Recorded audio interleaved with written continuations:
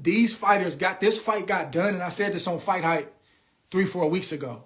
This fight got done because, yes, you need the suits. Yes, you need the network. Steven Espinoza, the managers, the advisors, all the people. Like, this fight doesn't get done without them, but this fight really got done because both of these fighters picked up the phone. I'm not going to get into who picked up the phone first and all of that, but they picked up the phone and they had a conversation, and they got a mega fight on their hands.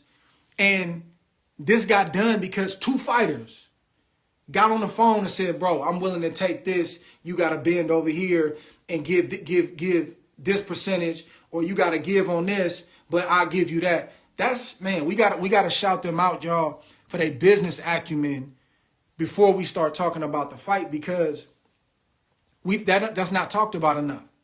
Fighters are looked at like they're stupid. Fighters just shut up and go fight. Shut up. We don't want to hear about the business. Just, hey, man, you make enough money. Get in there and fight. And we got to stop for a second. We got to pause, and we got to pay homage to Errol Spence and Terence Crawford for putting their business hat on and their pride, putting their pride to the side and saying, okay, I'm going to give you this percentage on this, but in the rematch, I got to get that.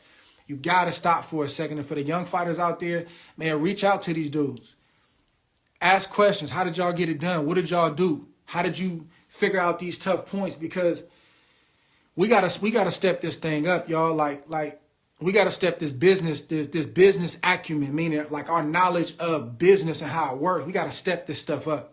We gotta step it up because it's a lot of money out there to be made, and we gotta make sure that we don't just say stuff like, I'm putting my life on the line, right? You gotta really stop and think about what that means. Like, in a sparring session as a fighter, you putting your life on the line. You get hit with one shot and get a brain bleed, and you can have a situation, now your life has changed forever. So knowing that you putting that kind of risk, putting yourself at that kind of risk, even in sparring, and especially a big fight, you got to know that you the business. Nobody makes money until you fight. Now, I understand early in your career there's an investment. I understand that.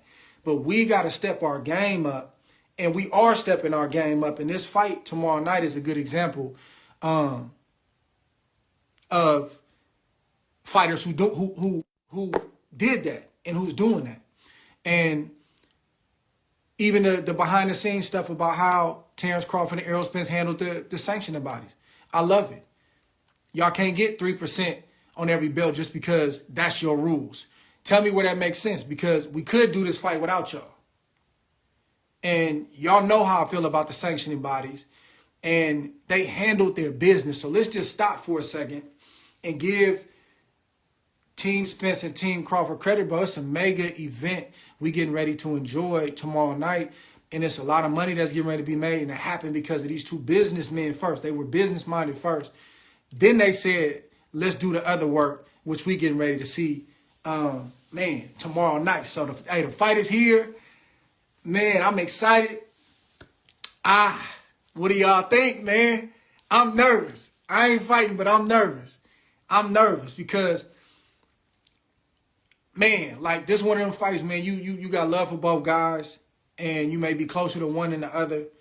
But, man, this is one of them fights. Like, this is gonna be. I think we got 2 fights out of this for sure. And if it's a split 1-1, I think we get 3 out of this.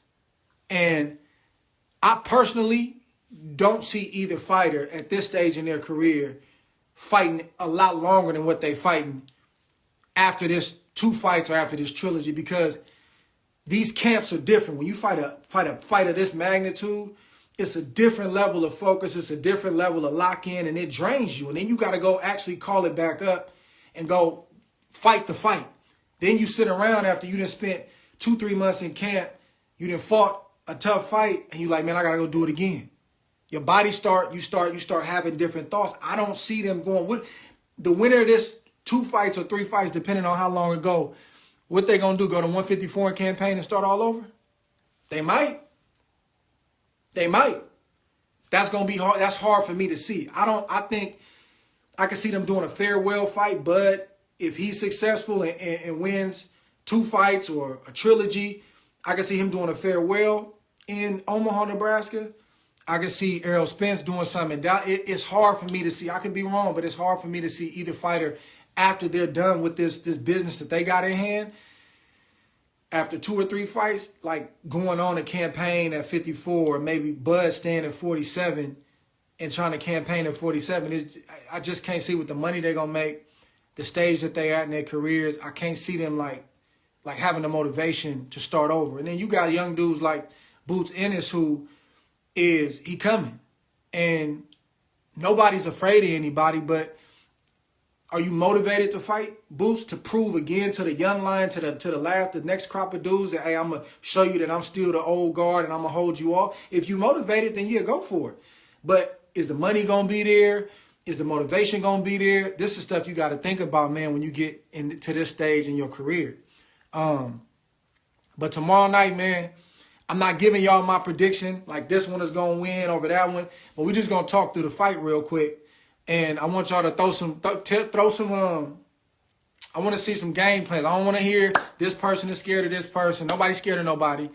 And I don't think it's going to be a steamroll. I think both guys going to have to work. So I want to hear some strategy. Give me something in the comments and let me know where y'all at. I'm going to start off by just saying this. One thing I can predict, I don't think it's going the distance.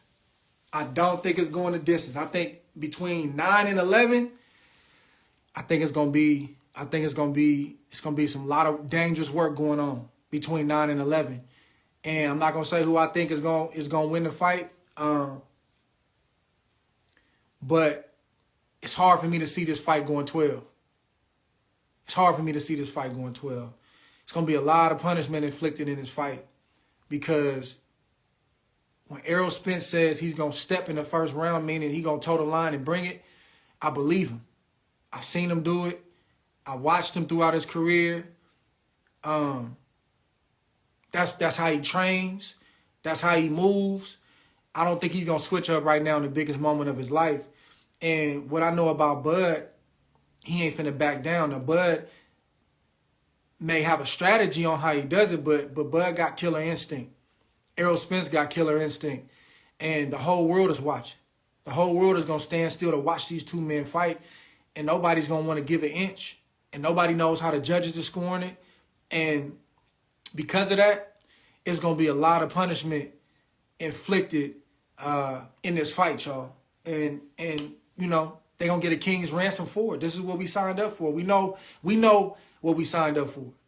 And, man, I can't wait, man. I can't wait. Let me see what y'all talking about.